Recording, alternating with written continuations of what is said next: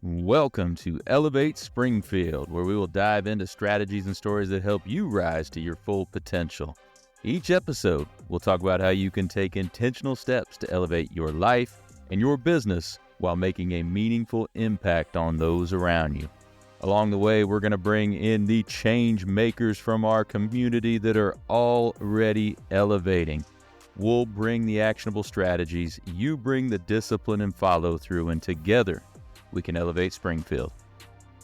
Welcome in, everyone. You are listening to Elevate Springfield. Robert Farrell here. Excited to have you on board today. Thank you for making us a part of your day, where each week we're going to give you actionable strategies. You bring the discipline and follow through, and together we can achieve results and elevate Springfield along the way. Hey, I'm excited for our guest today. We've got Mr. Jamie Toole, Chief Storyteller of the Springfield Lucky Horseshoes. They are doing some phenomenal things here in our community, certainly elevating the quality of life in our town.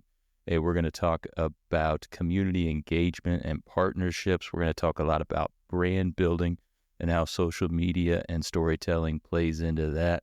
And we're also going to get some tips from Jamie on personal and professional development. So, hey, let's get right to it. We'll be with Jamie right after the break. Hey, Springfield, join the Springfield Lucky Horseshoes as we celebrate our centennial season with family fun, special events, and community spirit all summer long. 100 years of baseball history in Springfield and a summer of unforgettable fun starts with opening night on May 27th. Be a part of history at Robin Roberts Stadium for 30 home games, the Prospect League All-Star Game, the Legends Game, and more. Where the grass is green, the hot dogs are hot, the drinks are cold, and the fun never stops.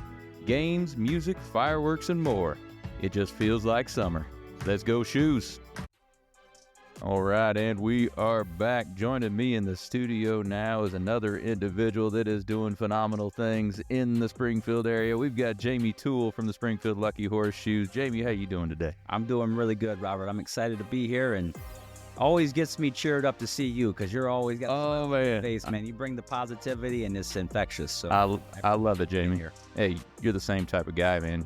You're smiling every time I see you, and you're bringing a lot of great things to Springfield, certainly elevating our quality of life here in Springfield, and we appreciate that. So before we get into what you're doing and the horseshoes and everything, just tell us a little bit about you. What's your background? Yeah, hard to believe now. I've been doing this baseball thing for the most part of my adult life. I think 26 years, 27 years, but I'm originally from Columbia, South Carolina, proud parents of Joey and Deb Shull, and they're going to be tuning in, listening. You will have some listeners. Hey, there we go. Got two more. There we go. Right. But grew up there, played baseball. To this day, I can remember throwing the ball around with my dad in the front yard and, him taking me to Little League and just really appreciating baseball. And was very fortunate to our teams had some success at a young age. We went to the Dixie Youth World Series. Oh, nice. And I think that was probably the origin of my sort of passion for baseball, not only just playing the game, but, when we went to, and we won the World Series on a walk-off. Well, no bat flips back then. We didn't do that stuff. So Devin Johnson hit a walk-off grand slam, and we played as South Carolina. We beat Florida for the Dixie Youth World Series championship, and the community threw a parade for us, and it brought a bunch of people together, and that's sort of the segue. I recognized that, wow, this is a sport, but look what it's doing to our community. So many people were excited, and all the families that traveled out to Texas. We won in Texarkana, Texas. And then from there, after high school, I was a decent baseball player, but probably didn't apply myself. I was into the other things that teenage boys are into, and sure, and making jokes and having a good time. But then in going to school, I really credit my mom. She's the greatest influence on my whole life as my mom, and what the example she's set for me. And, she really pushed me to go to school and get an education. And in that path is where I got into University of South Carolina and recognized, wait a minute, that you can have a career working in sports. Mm-hmm. And for me, that was something that really didn't resonate before. Like, wait a minute, like this is a thing. They pay you to work at the ballpark. And probably one of the foundational days for me is Tim Swain, the local general manager for the minor league Capital City Bombers at that time. This is probably 1997 or 98, comes to talk to our class and tells us what he's doing and what he gets to do. And I think part of the class fell asleep because they found it boring. Sure. I thought, that's what I want to do right there. This guy is doing the job I want to do. And I think I ditched my last 2 classes and sat there, wait for him to get back, and ended up working the speed pitch as my glamorous first job in baseball in, I think, 1998. So ever since then, it's been my heart and passion. And now we're in Springfield, my wife and I, Melissa, and co-owners of the Lucky Horseshoes, and really excited going into year 4, hosting the Prospect League All-Star Game, celebrating centennial season of baseball at Robin Roberts Stadium, and couldn't be more blessed. I have 4 amazing children. My youngest son, Parker's a big into sports and athlete, and my daughter, Maggie's a cheerleader. My older 2 are in college, and Grace, very proud of her. She's graduated and going to occupational therapy, and Jackson's still trying to figure out what he wants to do. He's a junior in college, and might send him your way, Robert. Hey, You're happy to give him a talk. So, yeah. That's it. That's sort of me, man, Jamie. And I'm sort of a part-time Illinoisan, part-time Floridian. So I live in West Palm Beach's home, but we have a townhome here in Springfield. And I left out. We just acquired our second team, Quincy. So very exciting. We love this. As you know, we have a saying, baseball is our platform, not our purpose. How do we bring people together, create quality of life? And very excited to talk to you today about, our vision and how we do things, and me personally, what my approach is, and all that fun stuff. Absolutely. Well, I'm excited to have you here. So you said a second ago that parade at a young age, here in Springfield, since you've been here, you've dove headfirst into the community and been very community driven. Do you think seeing that impact of that parade and the town coming together at that time kind of imprinted that on you to where you want to stay community focused like that? I think so. I think showing what sports does, when you see Super Bowl parties or Final Four or in NASCAR, what happens is it has a way of being the tie that binds. Yeah. And there's a lot of things that separate us, as we all know, right?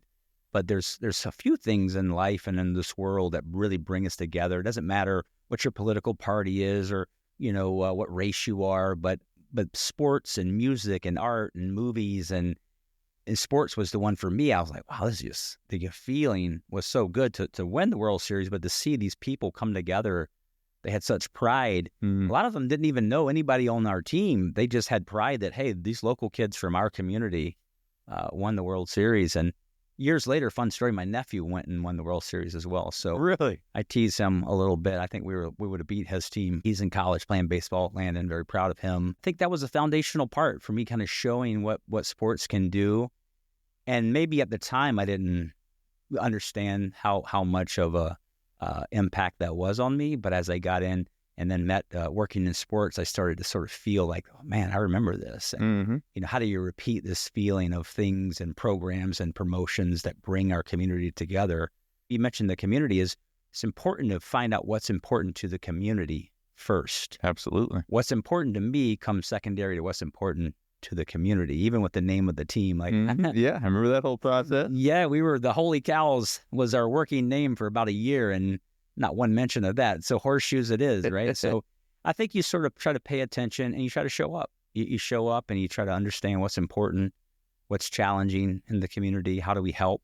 Not just for 30 baseball games a year, but 365. We'll be in the St. Patty's Day Parade, and we try to be as active as we can in the community, because I think that's how you show people we're going to support our community year round. Yeah, absolutely. Take us back to that name change. Tell us everything you did for it to finally land on the horseshoes. Yeah, so that was unique. When we acquired the team in the fall of 21, they were the Springfield Sliders. And it wasn't that we felt like there was anything negative at the time. The question was why? Why are we called the Sliders? And we had some conversations about playing the first year with that name and then figuring out what we wanted to do next. In my heart, I was adamant, this is the time to figure out if there's a need or a want for a new name. And the Sliders had been around since 2008, and we just felt like it was a good time for a fresh start. And our community told us overwhelmingly, this horseshoe. It was the horseshoe, Lincoln, a lot. Those were the things, and that's the lucky. Although I always say I'm not sure how lucky Abe was.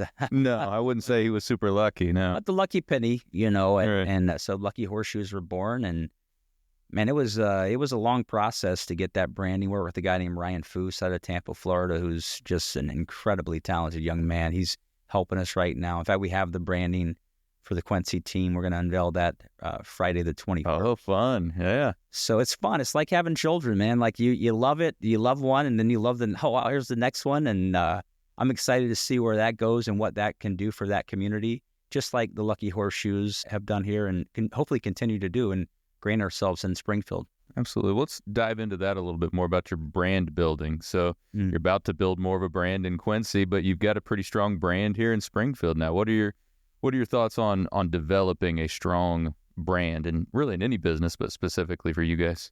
Yeah, I think you got to listen.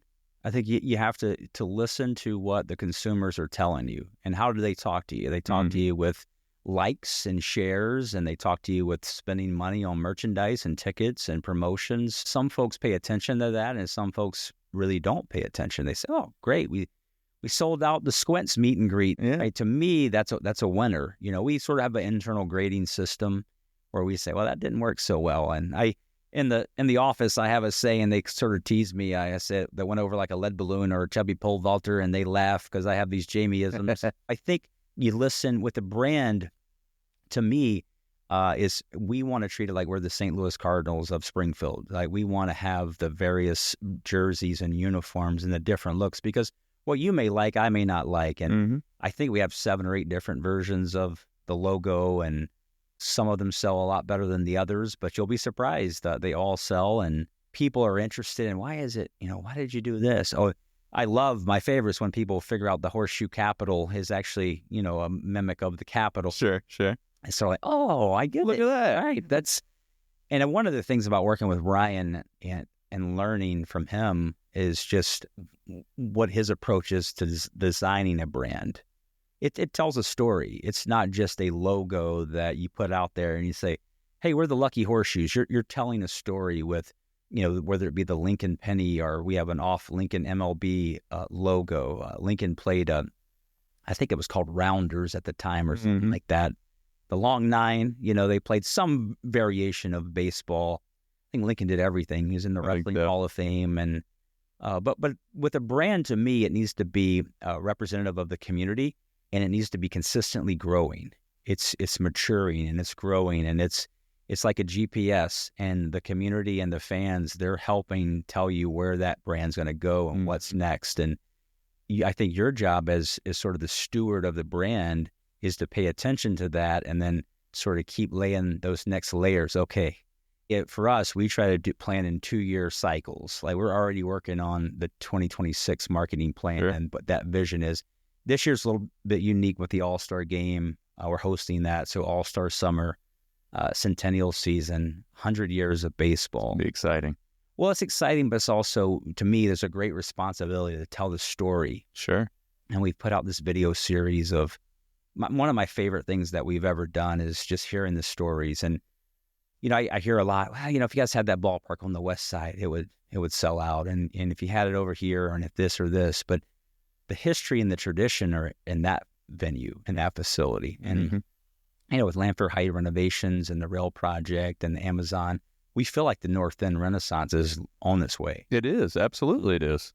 But for this season in particular, there's a great responsibility to share the stories. And to me, it's one of the more exciting things is it always happens the same. We reach out to these folks, hey, would you mind coming by the ballpark and just going on camera, telling a few stories? Yeah.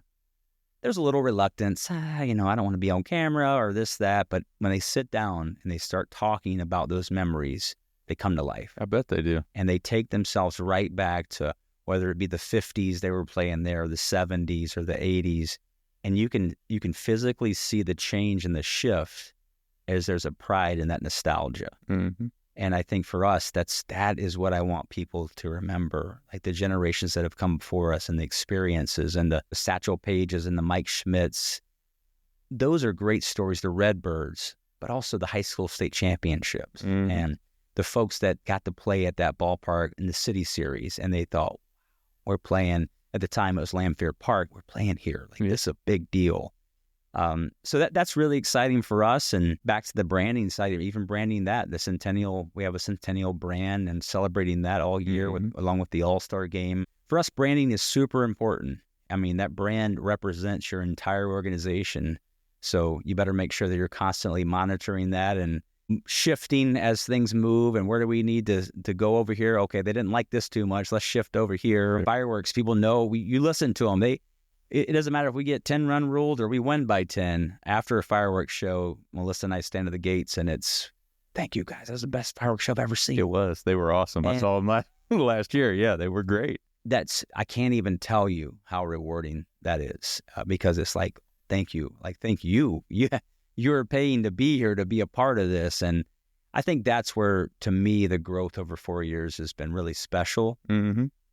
Because I'll be candid with you. I mean, people have told us, I don't know if you can make it go there. You know, people have tried and tried and tried, and it just, for whatever reason, it hasn't worked. And that's the challenge you want. You know, nobody wants to sort of follow Elvis on stage. Right. And hey, I think I'll do an encore for Elvis right now. You want to go after a challenge. And, you know, I believe in my heart that we've made significant strides. And I think the best days of organized baseball are ahead of us. I love it. I love the history videos that you're talking about. I mean, baseball in general is just so steeped in history and tradition, and it has a nostalgic feel to it as well. But, you know, my daughter made the comment, and I've told you before last year that when, you know, we went to a number of games, just every time we sat there, she just told, it feels like summer. Just love it. It feels like summer. It feels like that today driving in, you know. I know, right? 70s, and I think we host a couple of high school games next week, and spring training is going full force. Opening day will be here. It's just that time of year where you get that feeling of being out of the ballpark, the grass is turning green, the warm weather, summer nights at the ballpark, hard to beat. Hard to beat.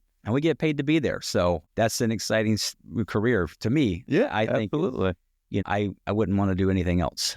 So how does the brand building compare? I mean, you've worked for some larger clubs in your career, so compare that to, you know, doing that for a smaller club here in Springfield. Well, in a unique way, I've worked for 3 major league teams, the Pittsburgh Pirates, the Miami Marlins, and the St. Louis Cardinals. And MLB, like a lot of bigger corporations, organizations, they don't have the flexibility that we have. At this level, we can pivot on a dime. We can change up this. A lot goes into changing branding at MLB level. I know the Marlins, you know, they rebranded, I think, in the 2017 or 18 season. That's actually my first year that I went to work there when Derek Jeter's group was buying the team. And it's a really cool look. But I think branding-wise with MLB, it has been a little stuffy. But I also think they've paid a lot of attention to, say, the NBA and their City Connect. Oh, yeah. And now you see all these MLB teams sort of mimicking that. And really, you see a lot of the minor league promotions that have been going on for years in the minor leagues getting into the major leagues. And I think they recognize that as time moves forward, people have an appetite to be entertained in different ways. And if you just sort of stick to that national pastime, that's just it. Right. That's for a segment of fans. But to get more fans, the City Connect uniforms and access to the players and using social media platforms to really humanize these players. NBA's done a really good job on a global level. They have, definitely. And I think that's where, you know, people say all the time, well, how do you feel about the Dodgers signing all these players? I don't think they're smart because they invest in Ohtani, but they also, if you look around, they monetize that on a global scale like no other organization. No doubt about it. And I think we just had Ryan Dempster here for Hot Stove Social for the Cub, and what he said is spot on. He's like, I'm less worried about the Dodgers than I am the Pirates and the Marlins and the teams that can't afford to field a team, right? And that's no slight towards any of their ownership groups, but, you know, it's hard for me to come down on the Dodgers for investing for their fans to want to win. And, you know, you look around the Mets, the New York Mets, they're spending money. And if you have the resources to put in, to me, I think you go and do it. They go for it, yeah. You try your best. And so branding at those levels, you know, a little bit more, and to me, I was a little bit more departmentalized revenue generation type roles. But it's just a little harder at that level to sort of make the difference. And one of my favorite parts about this level is, you know, you get to do everything from rolling the tarp on the field to, you know, going out talking sponsorships to ticket sales and doing things like this. You really get to be versatile, and no 2 days are the same. Right. That's awesome. So I know you mentioned social a minute ago. You guys are highly active on social, right? So how important is that to your brand building and to the horseshoes in general? Well, I think it's important because it's your conversation. It's just an ongoing, and the different platforms are sort of lend itself to different opportunities, different demographics for the most part. The old folks like me are on Facebook. The young kids are like, what is that? I don't know what that is. What's going on with TikTok? What's going on with X now or Instagram? But that's just sort of your ongoing dialogue. In the old days, is pick up the phone, smile, and dial. And now you have to have that ongoing dialogue, telling people, sort of out of sight, out of mind. So for us, we utilize that. We try to grow those platforms with following and engagement. And with February passing, we had some really cool Black History Month posts, and one with Bernard Gilkey. It's funny, some of the things you put out, you think, hey, that won't really captivate people as much, but let's just put it out there. But we had a post for Ray Langford, Satchel Paige, and Bernard Gilkey. And me, being the genius that I am, thinking, well, God, everybody's going to love the Satchel Paige, and then Ray Langford, and then Bernard Gilkey. Right, yeah. Completely opposite. Really? The Bernard Gilkey went wild, and something like 400 engagements, and it was just fun. I think his family members were tagged. And I look at that, and in a small way, we're continuing to put Springfield and all over the map, people paying attention. Oh, wow, that's right. He did play in the Springfield team. And, oh, God, I remember that was 1980X. And so to me, it's taking some risk, too, like putting out information. We try to pull the curtain back a little bit, tell people, hey, here's what's coming. And that's fun. And there's a whole bunch over the next couple of months we'll be putting out there. So you're probably going to have a lot of that here soon, right? Oh, our flyer design, the young lady who does that, God bless her, she is probably so tired of hearing from me and Melissa at this point. But we're getting close to having everything for the season announced. But those social conversations are extremely valuable. But with the good comes the bad, right? We live in a world where it's easy to naysay, and complaining is the first. You're going to hear from the complainers well before you hear from the folks that are happy. No doubt about it. But if you're doing a good job, your customers, your clients, your partners, you won't have to defend yourself. They'll step in. They will. And step up for your brand and say, wait a minute, I enjoy this, and I'm thankful that we have this in our community. But I think that's the key with social. You have to kind of know you're speaking to different demographics and take it for what it is, right? And not, be like, that's the one. We still have relationships with radio stations and the newspapers and TV stations. We try our best to have a connection point with most every organization in the community. Right. Yeah, no, you're always going to have the naysayers and the negativity on there. It's easy, but like you said, if you have that deluge of positivity from the other side and your supporters, it drowns that out. Yep. So, and quite frankly, if you don't have negativity, if you don't have naysayers, you're probably not out there enough. That's exactly right. And that's how I look at it. I used to take it really personal, and that required some growth because, it's your brand, like, right? It's one of your children. Like, you put so much into this thing, obviously not as important as my children, but for me, it's sort of living the dream. And I really mean that. Like I say all the time, what a blessing to be able to do what you absolutely love to do. It doesn't feel like work, but it's very challenging. And that's the exciting part, is having a challenge.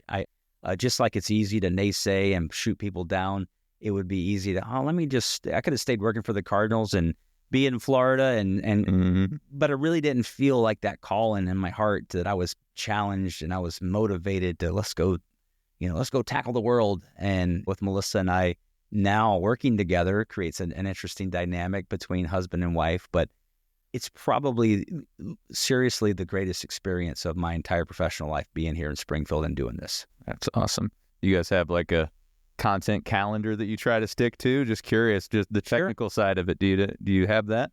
We do. So we have sort of a back-end plan, which, for lack of a better term, a planning session. We try to create some consistency. We do player announcements on Wednesdays, sponsored by 2 Men in a Truck. So we try to create some consistency. We do videos, I think, on Fridays for the centennial season. This time of year, that calendar gets a little bit overloaded. So we got to announce several promotions over the next couple of weeks. There's 4 of us at the ballpark, and, Melissa kind of runs point on planning the calendar, and all of us give ideas, and it's like jockeying for position. When can I get this? We have a very fortunate, including the Career Center, to have a number of great community partners, showcasing community partners. And the alignment for us with these organizations in Springfield is super important, because not only does it help you with funding the fireworks and the programming and the planning, it also lends itself to credibility. Like these are staple organizations here in our community. Mm-hmm. And if you're aligned with those brands, it puts your brand in a really good light. So we try to prioritize the calendars and planning, but we also always try to just pay attention to what's happening, right? Like what's real world happening right now that we can lean into. Mm-hmm. My buddy Andrew Seymour, he's a general manager for a team down in Mississippi. And a couple of weeks ago, the Yankees removed their facial hair policy. They used to have no facial hair. Yeah, I remember that. Yeah. And I want to say Melissa and I were on a flight or we were somewhere, and I'm like, we gotta lean into this tomorrow. But sure as heck, I get on social and he's got it, right? He's the Mississippi Mud Monsters is their name. They've put it out that they're gonna have no facial hair, or you can have all the facial hair you want, blah blah blah. And I thought, man, he got me now for you. So, a little bit of that with your buddies that you've been working in the business with for years and years, and you sort of are in a competition with them to real-time events and leaning into those things. No, that's a great way to drive traffic, really. If you're leaning into what's going on that people are already talking about and you can relate it to your brand and your business, that's a great way to drive traffic. That's exactly. I think the Kendrick Lamar Super Bowl thing, we got a little love with that when, one of his scenes during the Super Bowl that's going crazy, and we engaged that, and we try to have fun. We try to not take it too seriously. Some people, they take their social effort, and that's their prerogative. We try to be fun. I want you to laugh, smile, or engage, or say, oh, that's cool, or that's fun. We recognize our position in the community, right? We're not one of the great hospitals or one of the educational. We're quality of life, but we should also be entertaining and fun. Maybe Absolutely. Just a little bit of an outlet from the typical, I got to do all these things today, but man, did you see what's going on? Right. Very proud of the bobblehead series. Ken Leonard, we've announced that one. We'll announce several more of those. Those are really fun because most of the community is like, this person's from here, or that person know this person, and those are really fun. The fireworks shows, we've already announced those, and it's very fun and social to tell your story, because if you don't tell your story, you're going to let somebody else tell it for you, and that's the key. Is you have that platform, make sure you're using it. Oh, completely agree. Yeah, that Kendrick Lamar one went out there for a while. Yeah, with him walking and everything, everybody was using that. That one was great. Yeah. So, I saw you guys were doing for all the games, you had percent discounts of the shoebox and all that for for the score. That got me in trouble, I think, with the Super Bowl. Got up there pretty high. I was looking at that. Yeah, my wife was giving me the evil eye a little bit. I'm just kidding you. She's really good. And well, I think for us, you try. January, I think we do it for March Madness, and we did it for the college football. I think that was 54 points maybe. So, you kind of worry a little bit on some of those things. You certainly don't make money on those. You lose a little bit of money, but it's worth it. I look at it like somebody got a heck of a deal. Wow, I can't believe because they scored all these points, there's this discount. But at that time, they're still on your site. They're shopping through your merchandise. They're going to get those items. They're going to wear it all over I'm so proud of, we continue to this day to sell merchandise all over the country. And I just think that's so cool. A lot of people that are from Springfield, but a lot of people that just think it's a cool look, and we'll sell it in Oregon or California or Vermont. And I just love it. Occasionally I'll just go and I'll look at where the orders are coming from, and I'll say, man, that's really cool, isn't it? That somebody in, New Hampshire bought a Springfield Lucky Horseshoes hat, and they're wearing it around New Hampshire. And so I was like, hey, what's that? Right? It's a look. I've got, I think, 3 or 4 of your hats. So I have way too many. I've been told no more. So I might have to trade some in. Yeah. But I think you told me recently, too, that you sold merchandise to somebody in every state now. Is that right? Well, sure. Yeah. Well, we unveiled the Springfield brand on February 17th, 2022 at 217. Everything's intentional. 217 in the 217 on 217, a lot of 217s with our area code, but it's kind of like you're a director going to a movie premiere or something, and you feel like you've put your heart and soul into developing this brand and working with this team behind the scenes, but you just don't know how people are going to receive it. Sure. So that day we put it out there, and we're just so blessed. And there's always going to be folks, I hate this, or I like this, or should have been this, or yada. But for the most part, it took us 42 days to sell merchandise in all 50 states. That's awesome. And we'll replicate that promotion in Quincy when we unveil that brand and put that out there. And very excited about what we're able to do there. We've learned a whole lot in our 3 seasons. We've operated 3 seasons heading into our 4th, but we'll learn from those 3 years and won't make some of the same mistakes that we, made here in Springfield over there in Quincy. Right. So talked about your community partnerships, talked about the 2-minute truck. We had Fred Weber in a couple of weeks ago. We talked about you guys' partnership a little bit with the veterans and everything. Mm-hmm. So, you talked about the importance of that a little bit, but tell us a little bit more about the partnerships that you have and some of the things you do in the community with those folks as it relates to the team. Well, I think for us, we try to showcase all the good things that are going on in our community. All of the veterans you mentioned with 217 Mortgage and Fred, that's his heart. He had a dad, I believe, that was a veteran, and that's a passion for him, honoring that community. And I will tell you, it's my favorite promotion that we do every game. We do it in the 2nd inning, and every night, everyone stops and claps for the veteran, he or she, and even the visiting team stop, and the umpires clap. Yeah. It's just a unique game experience. We have other more fun promotions with the flower shop where our players walk off the field and go hand deliver flowers. Oh yeah. Each game, we do Educators Appreciation Night because that's a segment that, God bless all the educators, and not just the teachers, but the janitorial team, the administration. Those folks, like yourself, are stewards of this next generation. And this can be an interesting time to be growing up in the world of the social media and the comparisons and how many likes did you get. But that next generation coming is way important, super important to me because my children are part of that. So highlighting those folks, farmers this year, we're adding farmers. Very excited to work with the local farm bureau to think a farmer. And those are some of the segments. Some of the other things are more broad, like trying to, like our seniors club, our Silver Shoes. You over this, come play bingo with us, have a free hot dog and drink, get a T-shirt. And those members are so fun because it's like clockwork. Wednesday comes along, there they are. Right. They're wearing their T-shirt. Sundays are the kids club. They know they're going to run the bases. They know they're going to get autographs from the whole team. So you start building these little traditions, and I think that's a fun part. And then there's, more functional, like Seth Q and the fireworks. The fireworks are amazing.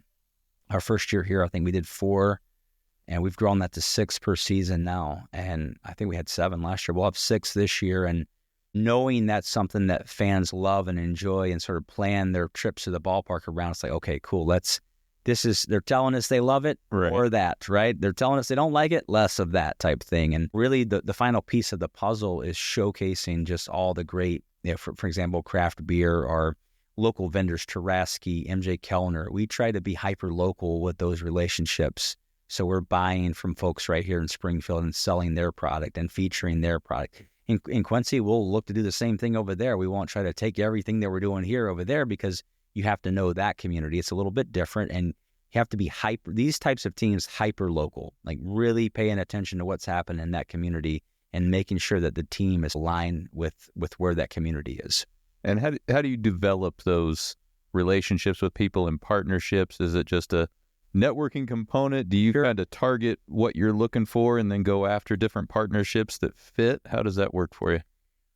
To me, it's really more of like an organic process. I'm a big fan of meeting people. I'm an old-fashioned. I like meetings. I want to get face-to-face. To me, it just gives you a better feel, like body language, and tell me about you and tell me about your vision for maybe it's your organization, your company, but maybe it's just your personal life and where's your values set at. And when you get to know folks, then you kind of get a feel for, okay, this is what's important, what I'm hearing. We could just go out to people and say, could you please just have a sign out there? Right. That's what I call mechanical partnerships. And there's some of that we do. There's some of that and we're very fortunate that we sell out the outfield wall every year. I'm so proud of that because people are investing in our vision and they're liking kind of we like what we're seeing here. This is a little bit different than maybe what we've seen, earlier previous incarnations of the team. Mm-hmm. But I think if you don't concentrate on what I call win-win relationships, where if I run your business and you ran mine, it would still be a good partnership. Sure. And if you can do that, those are sustainable and long-term. If you can't do that, if you're going to get one over and be the winner significantly in a relationship, it's going to be a short-term relationship because eventually the other side's going to be, wait a minute, this doesn't really match up with what what we're wanting to get out of this. So Big Dog Construction is they're a great partner of yours. They're sensational people. My favorite part is finding good human beings first and then exploring how we work together. Because you never go wrong. You guys, I mean, with the stuff we've done with the Career Center, and it just means more when we know like kids in this community are building these things. And that's from here. Sure, we could go on Amazon, or we could go, on eBay and buy some used building somewhere and pop it up at the ballpark. Right. There's no story to that, right? And one of the things people always ask me about is my titles, Chief Storyteller. Chief Storyteller, yeah. So I hijacked that from Steve Jobs. I have to give him credit. When we're starting this organization, I did a lot of research on, all right, how do I go about doing this, right? And Steve Jobs, one of his top 5 recommendations is you got to become the chief storyteller. You got to go tell that story over and over and over. And I've been able to do that. But what I'm learning is that story continues to sort of grow and mature and change. But what I also learn is most every other person that's leading their organization, they're their chief storyteller. Right. And Chris and Josh with Big Dog, first and foremost, they're just great people. But then they have really a true value, their goal is for our community to be better. Their goal is also, I mean, they want to be healthy and they want to grow their business.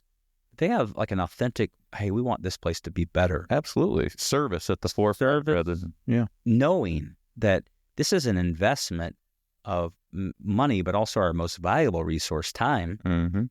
But it's also helping. And those are the fun relationships, because they sort of can go in all these fun different directions. We're doing a really cool thing with them this year with Big Dog, and they're going to be involved in our All-Star game too. And so to me, that's very rewarding. And along those same lines, I think you got to learn that there's some folks that you don't match up with, right? And be, I say strategically selfish. I don't mean that to be a negative, like, oh, it's for me. But I mean, there's some relationships that they're not a good fit.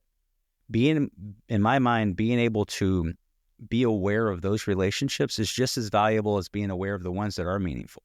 And be willing to walk away. It's okay. It doesn't make you a bad person or terrible at business. I think as I continue to grow, this is more of a recent lesson to me, as I really want everybody to be a shoes fan. I want everybody to get it. And the reality, that's just not going to happen. There's a lot of folks, no matter what you do, you can sell it every night. It'll never last. It's not real baseball. It's only college players. Sure. All the things. But I think that's an important thing that I've learned recently, is sort of pay more attention to those relationships that you want to grow and that you want to sort of see mature and you want to invest your time in, and not necessarily wanting to have all the relationships with all the people. Right. Having the right relationships. Yeah, have the right relationships. People.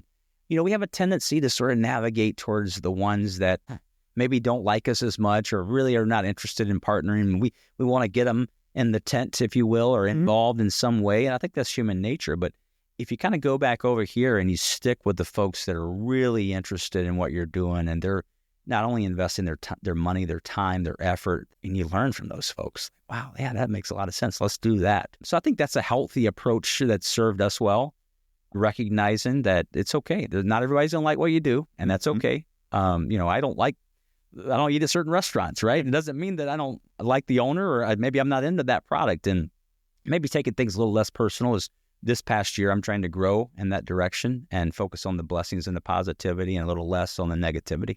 I love that. Yeah, I learned that later on too. So, hey, if you're a younger person in your career, hey, rewind the last about 3 minutes and relearn that lesson that Jamie just gave, because that was awesome. Well, I'll give you another one too, is embrace those failures. I mean, Robert, I tell you, like, I have had some epic failures in my sports career. And what I would tell you is, I don't think as a society and as folks, we really put our arms around failure. We love to push people down when they're down. But we do like that sort of that rally. They came back. And in my mind, those failures are the educational pieces, man. They are going, no question in my mind, the failures that have happened, I had a marriage that didn't work out, and I couldn't tell you how blessed I am to have a marriage now that's built on the right ingredients, right? And just like in business, and that's my personal life, very open about that, is I can't tell you, having 4 children and going through a divorce, that was very challenging. Sure. As me, personally, I felt like a total failure. But when I pull myself back, I'm so blessed that happened. And so thankful for those failures. Mm-hmm. It's hard to say when you're going through them, but I promise you fail forward and you fail in a direction where you're like, okay, that's why. Every day, my wife and I, we read a daily devotional. We call it the Good. Okay. Yeah. And I love it because it's our time. And we're not, she's out of the area right now, so I'll text it and send it to her. And if I miss it, she'll text it and send it to me. But it's our time to come together that day and focus in on a positive message. And hey, it's hard. We're human beings. We run the race. We get frustrated. We get happy, angry, sad. But I think for me, having that foundation of positivity and that little message each day, it helps, man. Every little bit helps. And embrace those failures. I know it sucks when you go through them, but I promise you they're way more educational than any successes. Completely agree. Can't be afraid to fail. You're good. What's the prompt? So, do you get a prompt on that every day? Where do those come from? Well, we actually have a hard book, and I keep it with me. I've had it for a long time. In fact, some of my kids, drew little drawings in there, and I love to get to those pages because it reminds me of them as little. But it's actually a Joel Osteen book. It's just a book of daily devotionals, 365, and just brings you back to a good message of basically, if you're having a challenging day, today's message was don't be so hard on yourself. We have a tendency as human beings to be our own worst critic. And we talked about the naysayers earlier. In my mind, a lot of that naysayer comes because people aren't fulfilled with who they are and what they're doing. Absolutely. And it's easy to be like, oh, this person's bad, and this person, oh, you can't do this, and this won't, or this will never happen, or blah, blah, blah. I think that's just an internal thing. So it's hard when you read that or you're having conversations to go to that location, because mainly you're thinking, what a jerk, or what's wrong with this guy, or what's wrong with this lady.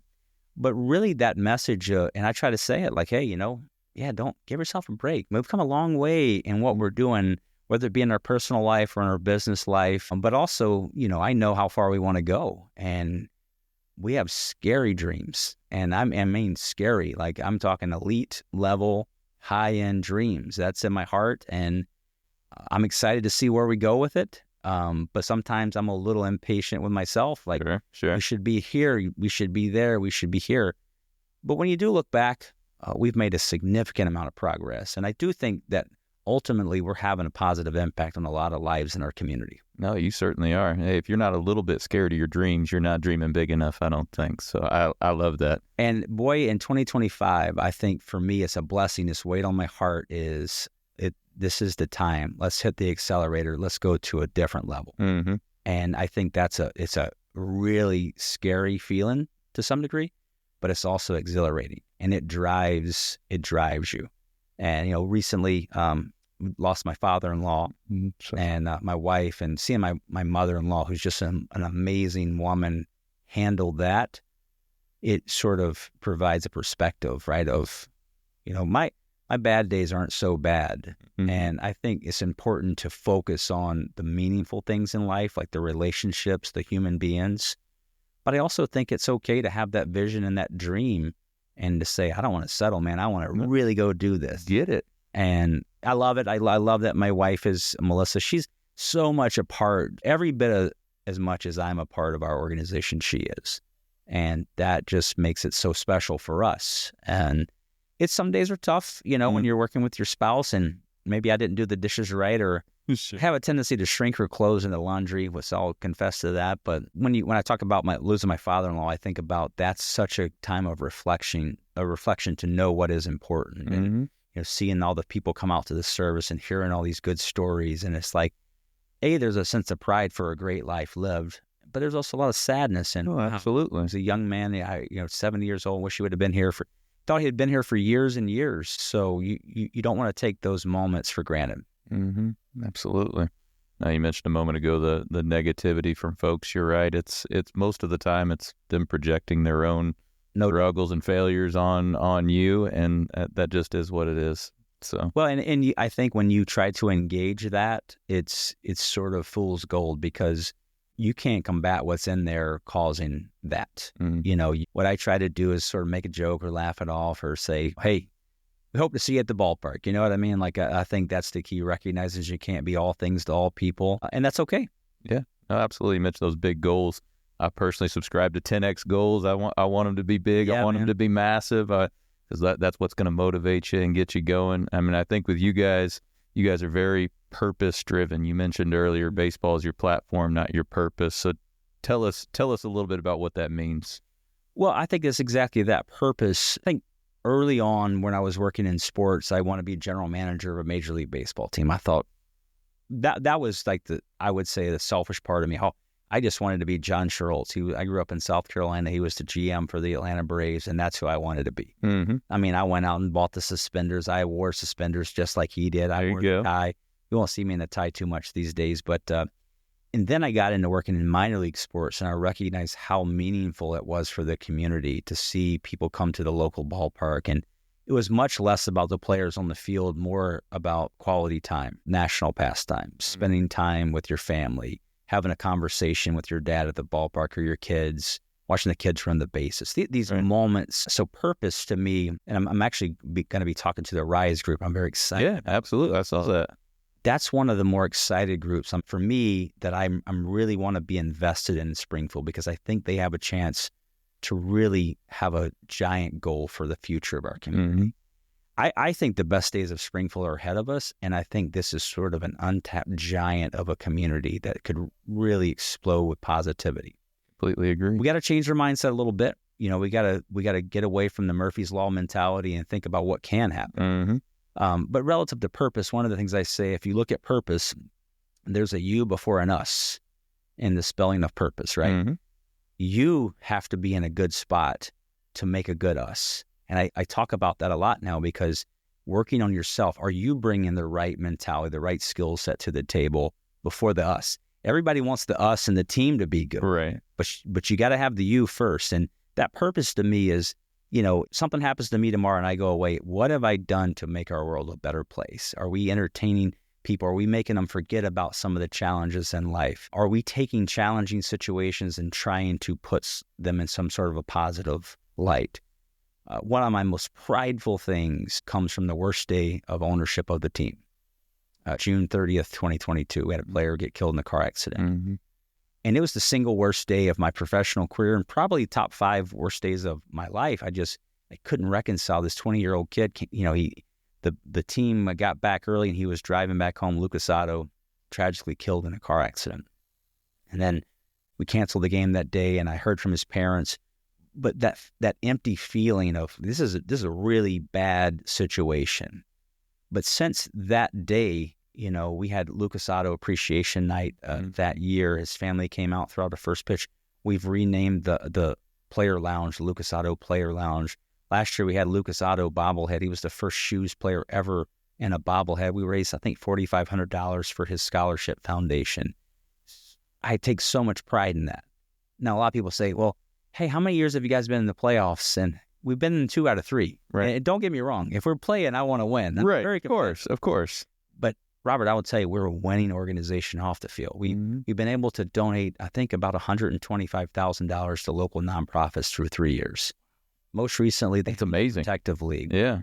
But that's also we're thankful to our sponsors and our partners, like 2 Men in a Truck on that dog jersey. We were able to raise $1,800 for the APL, and they loved it, and they need the resources. And to me, those are the meaningful, purpose-driven initiatives. All of that, our platform is these baseball team and the games and the fun and the fireworks. But that's the platform. The purpose is quality of life, giving our community a sense of pride, having people be able to come to a game for 2 or 3 hours and leave all those things in the parking lot or back home. Oh, my job's tough and I got family issues or I got health issues. Coming together for 2.5 hours. Nobody asks who you voted for. Nobody asks what your position is. Hot dogs are warm, drinks are cold, fireworks are fun. And like your daughter said, it's a summer night. I love it. You guys certainly are winning, no doubt about it. So we've had a bunch of them so far. We've had a bunch of takeaways, but let's do your favorite one on the personal side and your favorite one on the business side to help folks elevate their life and business?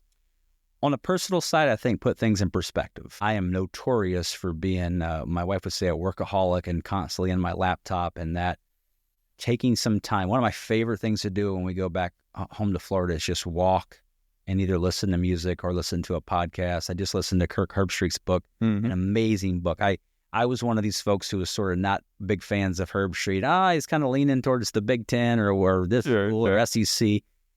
Completely changed my opinion, the life that he lived, where he came from, some of the challenge, and that he's had his two of his kids were born prematurely. When I say perspective, we come into contact with folks, we have no idea what they're going through. We have a tendency to be brass tacks, like, well, this is what I want, or this is what I want, or this is where I want to get to.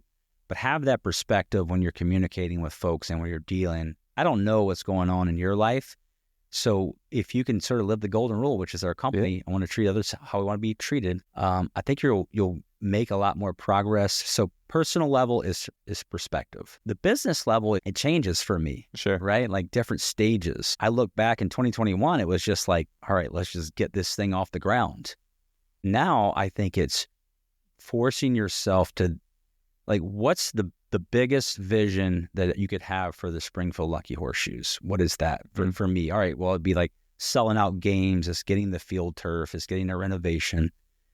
So then recently, my sort of driver is, as you would say, times 10, but I call it like taking an elite step forward. I like that. Forget about what your goal and your dream was. I want to take that to a completely different level. We want the state tournament back here. We want University of Illinois player. We want full-on concert series. We don't want to just have one renovation. We want to have the nicest stadium in all of summer college baseball. We don't necessarily want to be the Savannah Bananas, but I completely admire what they've been able to do on a national level. But we want to do that within the confines of baseball, the game that we play. But we want Springfield to be known as that is the place to play summer baseball. And what are they going to do next? Holy smokes. We're working on two things that scare the heck out of me for this year. And I'm so nervous, but it's like that adrenaline and that nervousness meet up and you're like, this is called living. And that's what we're doing. So I think take that goal and take it to a much higher level to, like what you said earlier, it scares you and you're like, I don't know how we're going to get there, but we're going to get there. And I think that's a fun, there's an old professional wrestler called Dusty Rhodes. And he used to say he's, living on the end of a lightning bolt. Sure. I'm like, that's the feeling I get when I lay out those dreams of what we want to do. And, you know, I think that's the key is having that vision, but also back to the personal life perspective, knowing that, hey, your family, way more important than these things. Spend the time, make sure you're investing the time with the people because life is like this. And at some point, all of us, our time comes. Right. Just make sure that you've done the right things with the right people while you're chasing that big, bold vision. Love it. Great stuff, Jamie. So Jamie is certainly elevating Springfield personally and elevating Springfield with the Lucky Horseshoes. When does the season start and where can people go to get tickets and find about all the stuff? So May 27th, we open up on a Tuesday this year, maybe like 10 weeks or coming 11, up quick, 11 weeks from today. Wow, it's scary. So May 27th, All-Star Game is going to be July 8th. We have an alumni game and a home run derby on July 7th. Our annual Legends game is August the 9th. But shoesbaseball.com on the website and then at shoesbaseball, all of our social, significant amount of content will be coming out. We've put out a few things, but a significant amount over the next couple of weeks as we prepare for the 4th season of Lucky Horseshoes Baseball. I know I'm certainly looking forward to it and seeing all those big, scary dreams come true. Yeah, we're going to definitely take a step towards them. So we're not as close as we're going to be, but thank God we're not where we started. That's right. Well, Jamie, appreciate you spending the afternoon with me. Absolutely. Always a fun time and always a lot of smiles. Awesome. Jamie Toole. We'll be back after the break. Hey, Springfield, get ready to celebrate 100 years of baseball history. It's the centennial season of your Springfield Lucky Horseshoes, and we're making this summer bigger and better than ever. Opening night, May 27th. Nothing beats summer nights at the ballpark, especially with hot dogs and fireworks. I love the games and activities in between innings. I love the Pony Shoes Kids Club. Join us at Robin Roberts Stadium for family fun, nonstop entertainment, and community spirit as we kick off a historic summer of baseball. From thrilling plays to in-game excitement, giveaways, and fireworks, this is the season you won't want to miss. Let's go Shoes! All right, Jamie Toole, everybody. What a phenomenal person, and he is doing phenomenal work with those Springfield Lucky Horseshoes. I know I'm excited for the season. I hope y'all are too. Let's get out and support our hometown team starting May 27th for that opening night. Hey, let's talk a little bit about what we discussed and put it through a 10X lens. First thing we talked about was purpose. And when we talk about purpose in 10X, a lot of times people disconnect their purpose from their job, but really knowing your purpose and connecting it with your daily activities is critical to becoming 10X. So the first step toward purpose in 10X is approaching success as your duty. You have a duty to create next level success, not only so you can have the things that you want, but so other people will see you as a role model and look to strive to be like that too. And this is not just about business. This is not just about money. It's not just about accolades. It's being exceptional and being great and having success in all aspects of your life. And when we talk about that, we're talking about success as being no longer optional. Talking about success as your duty. It's not something you wish or pray for anymore. Instead, it's your duty and your obligation. And then we're going to approach success as an ethical issue. Now that idea that success is your duty and obligation, you add to that it being an ethical issue. That means, you have the money to take care of your family, grow your business, make yourself known. You know what you're capable of. You know what your mission is on this planet. Make it an ethical issue to fulfill your mission, find your purpose, and contribute to the world. As a result, you're going to be more motivated as well. And when it comes to success and purpose in the 10X lens, you really have to have a higher purpose than just money.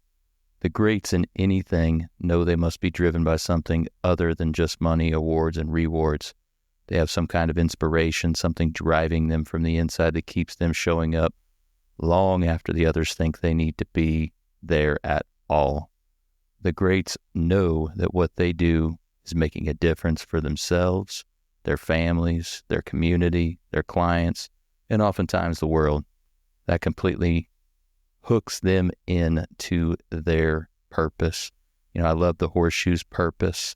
Baseball is just their platform. It is not their purpose. They are all about community building, bringing people together, having a great quality of life, and bringing opportunities for folks in our area. So next, we talked about partnerships, having those great partnerships. What Jamie talked about is very similar to a 10X mindset when it comes to partners. When we talk about partners, we're talking about everybody. This could be those that are close to you. This could be business partnerships, but specifically on business partnerships, it is just as important to find out who the great partners are and really dive deeper with them as it is to find who are not the right partners and make sure you cut ties immediately. That may be rough at first, but it has to be done. It is much better to dig in with the great partners than have partners that do not align with your purpose still with you. When you have those great partners, you're going to be able to do a lot more together than you could do alone. Third big thing that we talked about was brand building. And, they're highly active on social, and this is one thing that we look at with 10X as well. Through a 10X lens, brand building is, it's key. It's monumental. You have to become the person in the space, the company in the space. That way, when somebody is needing what you offer or your service, they think of you. So that means you have to be omnipresent. You have to be everywhere all at once, and social is a big part of that. The Lucky Horseshoes do a phenomenal job of being active on social. We should be doing that no matter what business we are in. We should be continuing to drive social as hard as possible, being omnipresent everywhere for everyone. That way, when somebody thinks of your product or service, they are thinking of you. So that's where we're at with the 10X mindset with those three things. We'll be right back with more. Hey everybody, if you like what you've heard so far, hey, join us over on Facebook. We have a group and a page over there. You can also join our free community where we will bring you additional insights and strategies to help you elevate your life, your business, and ultimately our community. You can find that link in the show notes. We would love to have you join us. Let's get back to it. Well, thank you for joining us today, everybody. Big thank you to Jamie Toole for spending the afternoon with us. Keep doing phenomenal things out there, Jamie. Hey, for the rest of you, we're going to be back at it next week. But in the meantime, take these actionable strategies. You bring the discipline and the follow through, and together we can achieve results and all elevate Springfield. We'll see you next time.